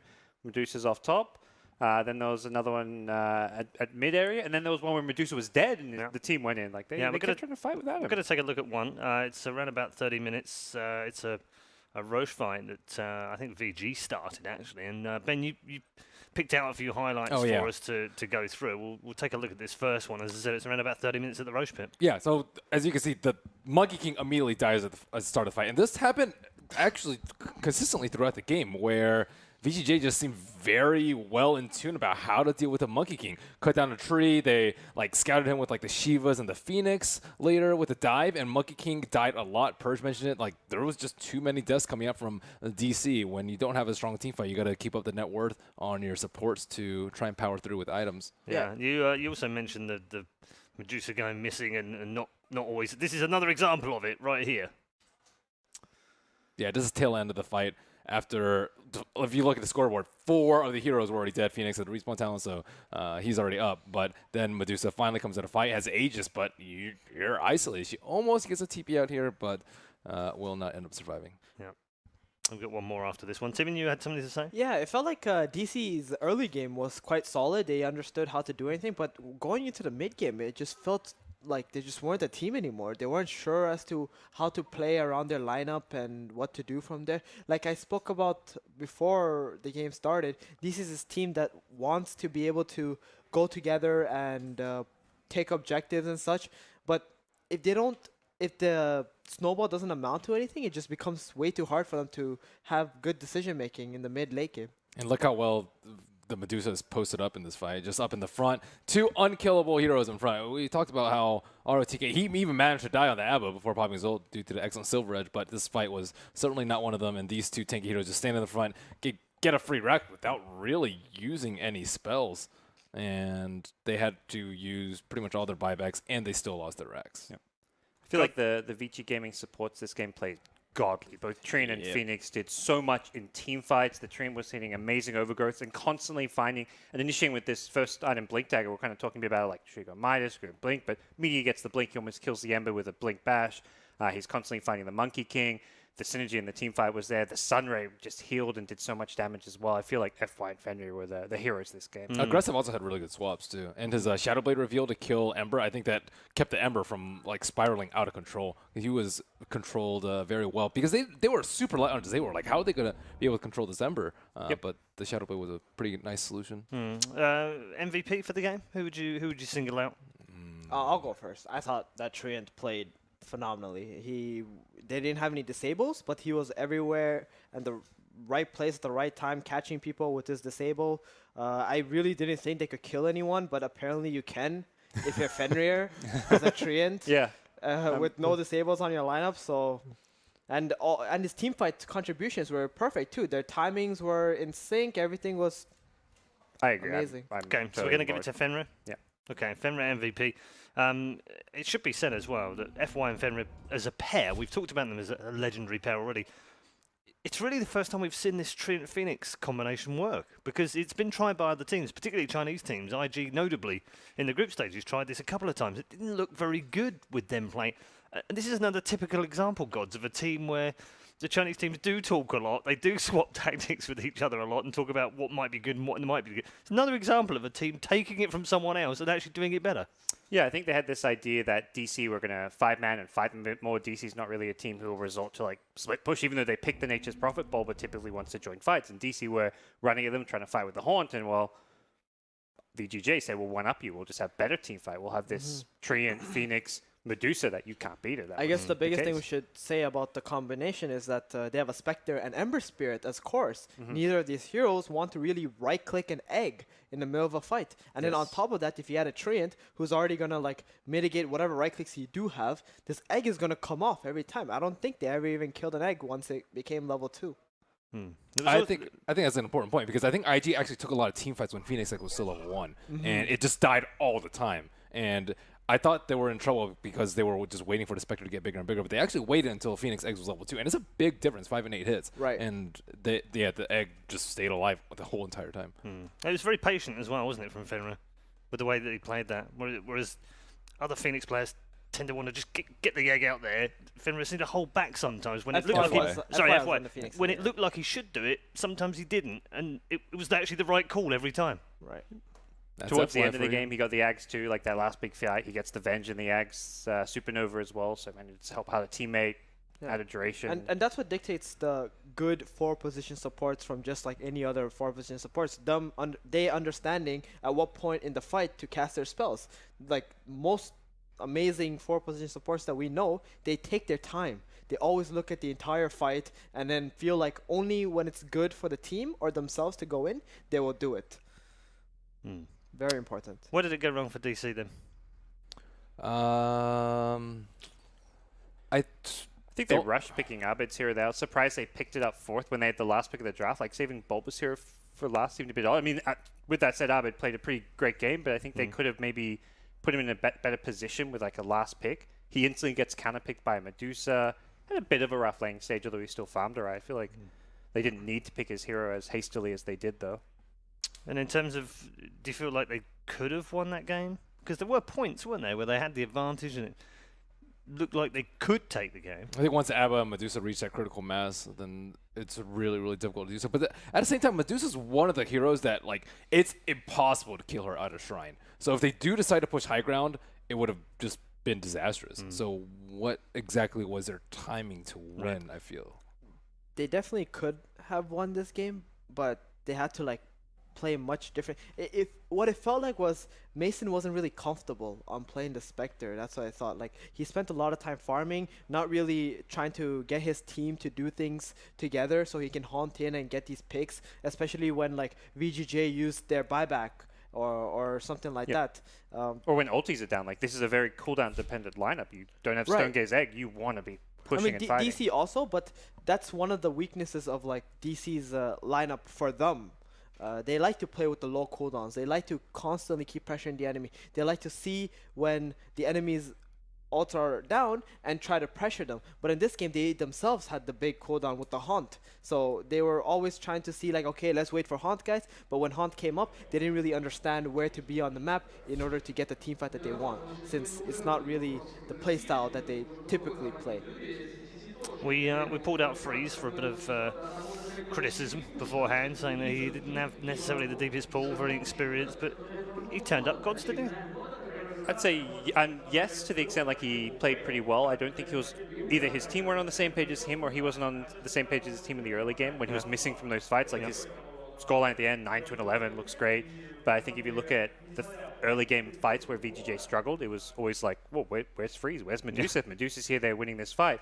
And that's always a team call. You don't know whether you can't just blame the player for that. It's hard to know exactly who's saying to fight, whether or not if Freeze is already TP top. We saw a few times VG.J just shouldn't be fighting. So individually, I think he did play well. In terms of how he worked with the team, I think there's still room for improvement, though. Okay, was it convincing enough a performance that you feel that VG.J can go on and take this 2-0? I don't think so if ROTK is given a different hero.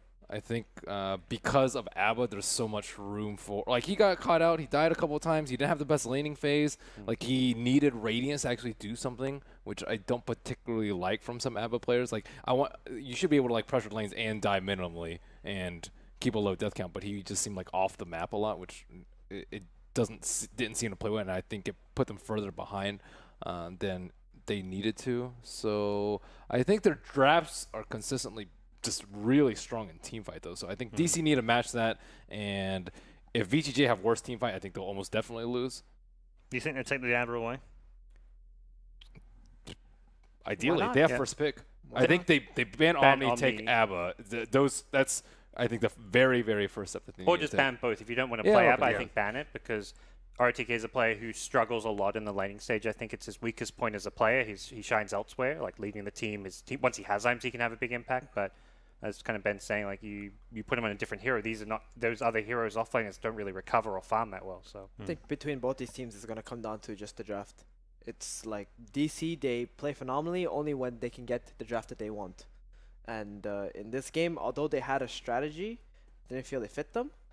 And as for VG.J, they got FY and Fenrir on this teamfight supporters, and then they got the 3 cores that are pretty much gonna complement that. And VG.J, they're in their comfort zone. This is what they want. They want ROTK to play the ABBA that can't die. Just run in there for his team, provide vision, get that big team fight. DC, not so much. Okay. We'll look forward to our second draft very shortly. Of course, plans off having a break, and we'll be getting themselves ready to come back for the second draft. Until then, we've got some more social media questions from your questions that you've posted on the Facebook post, and we'll take another one right now and quiz our stars here on the panel. Is Monkey King in a good spot now with such a low win rate? We've sort of covered that a little bit, Gods, haven't we, already? But it's hard, isn't it? Because it still seems quite effective when you watch it play. yeah, it's being highly prioritized. I think the big thing is less that the nerfs have made him weaker, but more that teams have played against him a lot now. And that's where I think it was highlighted in that last game. Teams are getting very good at hunting for him, understanding where he moves, where he can be positioned. They're constantly checking for him. Like we saw that really cool Baboka play where he gets the blind pull in the trees.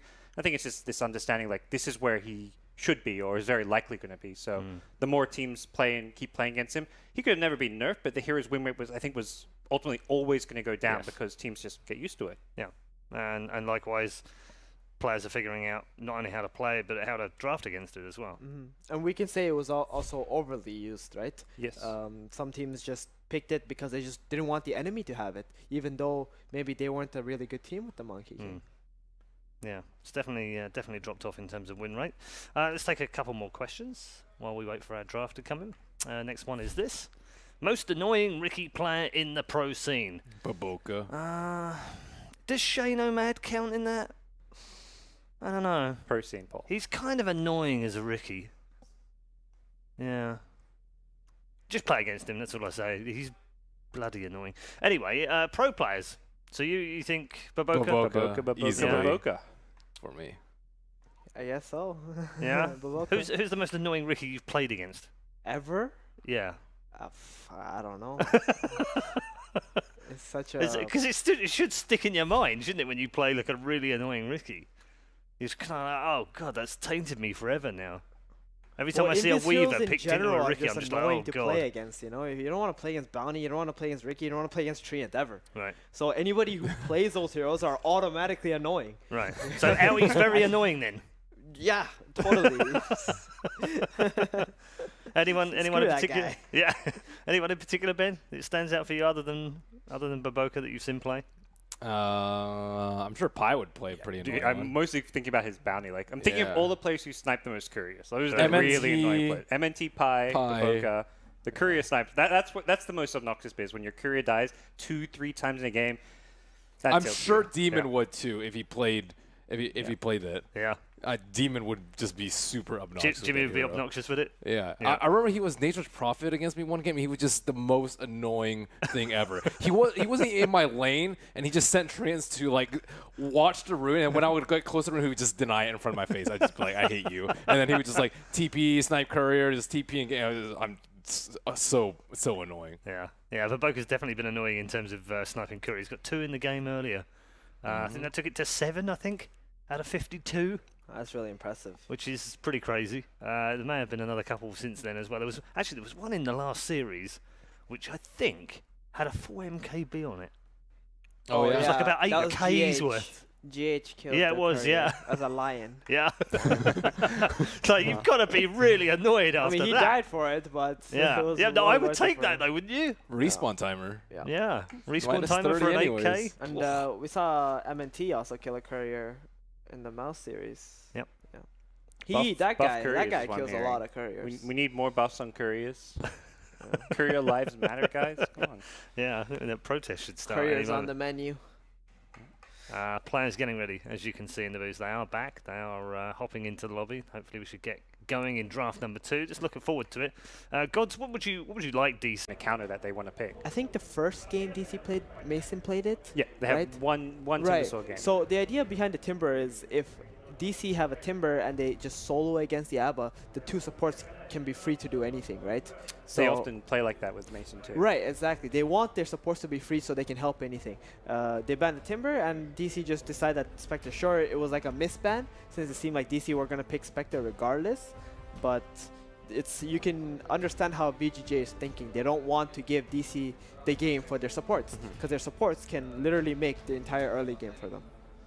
So how do you actually deal with Spectre? We've seen a lot of Spectres picked up. Why not just pick her in the first phase, considering how successful she is? It's really hard to say. In this situation, I haven't felt the reasoning why to first pick it. Maybe there's some liabilities that these teams understand because they practiced it in their scrims, and unless they ban some heroes, then they can't really pick it. We don't really know about that, right? But picking Spectre, the best way to really counter is pressure her lane and then try to 5-man so that she cannot just haunt in for some pickoffs.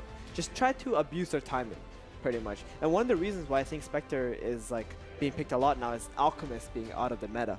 This hero, when Spectre was trying to finish her Radiance, he would already be 6-slotted and taking all your towers and killing all your heroes, and you don't really want to play this passive game against Alchemist. So that being removed from the pool made Spectre a much more a stronger hero to pick.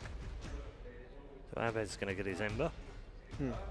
Kind of surprising, right, that they would pick their mid hero with having the last pick. Unless they felt like it would be a last one ban. They must really have wanted it. I mean, it's good against the Living Arm with Flame Guard, but you're not picking your mid typically to counter one of their supports. But what they are doing is they're going to get information where. Just shows you how lucky we are. We are ready for the draft. Apologies for the delay, but we will get into our first draft of this 3rd series of the day. DC versus VG.J. Where's this going, Ben? They're going to ban Omni, which I think is really important. It wasn't banned that often versus VG.J. I think it's their most picked hero through the group stage, and I think targeting ROTK with the bans is really important. If they can maybe take ABBA in the first phase, I think they'll really limit ROTK's pool. Oh, okay, never mind. Yeah. GG. Not happening. This is I mean, for RTK, it's ABBA Omni have been his 2 guys. Right. Yeah. I thought they were going to ban Omni and get ABBA, and then ROTK would be screwed. It's hard to die on an ABBA, right? So you're already reducing some liabilities. So you should give him Wraith King is what you're saying, if you can get ABBA. Offlane Wraith King. Yeah. Well, he'll die before level 6. The Monkey Warlock combo. Okay. We've seen this quite a bit. Yeah, I mean, it hasn't been massively effective during the group stages. Yeah. A lot of people shying away from it towards the end of the group stages and at the start of the round of 16. DC not one of them though. Quite happy to pick it up alongside the Warlock. Right, but the Monkey is quite good versus ABBA in the laning stage, but the Warlock is actually horrendous versus ABBA. If you ever use your heal on him, he's going to remove it. If you use Fate of Bonds, he can remove it off anyone, and then he also has his ultimate. So Warlock's teamfight potential has been diminished by a lot already. So maybe not really favorable, but DC love playing this hero, and most of the games they've won was with the Warlock. Yeah. The auto Meepo ban, by the way, was in there. Yeah, again. That's been a feature all the way through. Are He we hasn't going been to able to see play any it. Meepos? He hasn't been able to play it. There was They won't one let him. from Weeha. They lost. Yeah, but they won't let Abed play it. I mean, it's been banned out against him in every game. If you would ask me, like, you don't really want to ban Meepo in the first phase unless it's a third game. The third game, you understand, like, okay, everything's on the table. Yeah, we could get cheesed here. Let's Right. not get messed up by it. Yeah, we don't want to like be Right. flustered about anything. But the other chances, if it goes to a third game, you might just forget. If someone isn't constantly reminding you whether the Venge is going to be a support or not, and they're going to be able to give Boba an offlaner, that's going to be a good match for the against VG.J safe lane. Do you think there's a chance VG.J, you mentioned pressuring Spectre, they want to go aggro lane, Tree and Venge +1? It's a pretty good possibility. I think Yeah. actually with Monkey King as one of the supports, it's a good idea. It could be. Looks like some IG draft that we saw earlier today. Right, with the Medusa and the Venge core. Yeah. Medusa Tree, and you get that team fight synergy as well. Right now, VG.J's lineup have a lot of 5-man potential, and they have a lot of auras, right? They have the Abba's Curse, and they have Vengeful Spirit, who has -armor aura. It's going to amp this Medusa up a lot. So if you think like Medusa doesn't really deal a lot of damage in team fights, with these two heroes, she's going to be doing a lot of damage. They don't have the best control for the Ember. Do you see that as being a problem? I mean, the Jug pick would have allowed them to maybe just 5-man push towers and not care, but do you think they need to get something with some extra lockdown? For sure. The Ember laning against Medusa is not going to be too optimal for him. It's going to like run out of mana. It's going to get hit constantly. But later on, it could become a very, very big issue. It's a matter of like how much momentum VG.J can build up from taking buildings. Meanwhile, Digital Chaos actually have a terrible building hitting lineup. Right. Ember and Spectre, oh my goodness. That's not like their style either. Like to pick these heroes without building damage is extremely important for a team like DC to be able to group up somewhere and just take objectives. But right now, there's no like clear way as to how they're going to do it. The clear way they have right now is for Warlock to get level 6. And that's not really a good game plan, since your momentum cannot happen till like 10 minutes in the game where he buys the Tome of Knowledge and goes from there. I mean, even then you have like a spec. Lycan has, I mean, only 5 games, but he hasn't lost yet. And Templar is at an 83% win rate so far. So let's see if they will decide to take either of those, DC or VG.J. There's been a lot of PA picks by VG.J and DC having none of it. It's pretty good versus the Monkey. You can't really like hit him through blur, and then if you ever get daggered, she can jump on you, pretty much burst you. Monkey, very weak hero against high physical damage burst. It's, poor old Abed's having a right rough time here in the bans. He still plays plenty of other heroes. Yeah, I mean, if they want to carry on trying to ban him out, they can do so, but they're going to run out of bans before they run out of heroes that he plays. Yep. If you're DC, do you prefer first or second pick? If you're DC? Yeah. I think they would prefer the last, like last getting pick. the last Keep pick it for for Abed. Abed. Yeah. They want to get all the information out, understand where everybody is laning, and they can just give them something favorable so that their supports can be free to move around the map. Similar drafting style to Crit. But I'm not too sure if like DC really follow that kind of rule. Just more in the sense that they, EG, want to try and get some man on as good a hero as they can without getting it counted too often. Right. DC think more about like the macro aspect of the game, like how they can move around the map and how they can apply pressure and snowball the game out. So sometimes they will forget that they need to pick this hero last and pick it earlier, and it could cause some problems for them. Spectre was very successful in the last series. That's the third hero that I've been really enjoying watching so far. Yeah, I'm just going to put that into context, as Ben said earlier. The fact that we're even discussing the fact that Spectre's an enjoyable hero to watch just says everything about Nagasari. Naga. I wonder if VG.J are thinking of picking with the Timber ban, because I mean, it's alright against Abba and all that, but it's still a surprising ban because it hasn't been heavily featured in DC's draft. So I wonder if they have something in mind that Timber's going to do about it. But in the first game, I don't think it's something DC want to do. Wasted ban first phase? They could wait, you know. If DC want to first pick a Meepo, okay, we have 3 more heroes to still counter. Actually, you have 4 heroes to counter because they were from first pick. But Tell That's not the Swindles case. that. But it's Abed Meepo. I mean, like I said, third game. The third Or game. what if you're down 1-0 and it's game 2? And Okay, then that's then you ban completely it fine. It's again, like right? it's like a mind game If thing. you're You know, about to you be need to look. Maybe VG.J's read is that they're gonna meepo us right away, game 1. We just gotta get rid of it. Chinese teams are pretty poor at dealing with Meepo. Yeah. I think they're way Historically, worse than too. the Western teams. Well, I think how the Chinese teams mostly think is like they're these fringe heroes, and there's a chance the enemy might play it, but we don't want to put all our powers into try and like figuring out how to counter this. You know, they'd rather play against the solid, your everyday heroes, and just play a straight up, you know, some sort of honor game. That was the old IO as well. Like Chinese teams used to be terrible at dealing with IO if you go back to like TI3 Right. era. And if they knew that you even remotely play this hero, oh, no, get that out of here. So Venge pick 2 for VG.J. Nice, safe, multiple usage hero. Pretty decent versus Monkey King, although Monkey King hasn't had the Right. best win rate. Well, it's a flexible hero that can be support or core. We've seen that throughout this tournament that a lot of teams just want to pick these heroes that go into multiple roles and not really show anything to the enemy. It's information is power in this sense. They've only played as support in the group stages, I think 2 games, but it's still, like you say, you can change that for the main event. Right. It is a kind of aggressive style hero where you get your items, you rotate early, you fight. The heroes I'm most interested in right now are Lycan and Templar Assassin. In the previous series, we've seen both these heroes, and they both won in the games that they were played in. Maybe Templar not in the game where Mouse played, but she was still doing well. And if we look at the win rates, it's like ridiculous.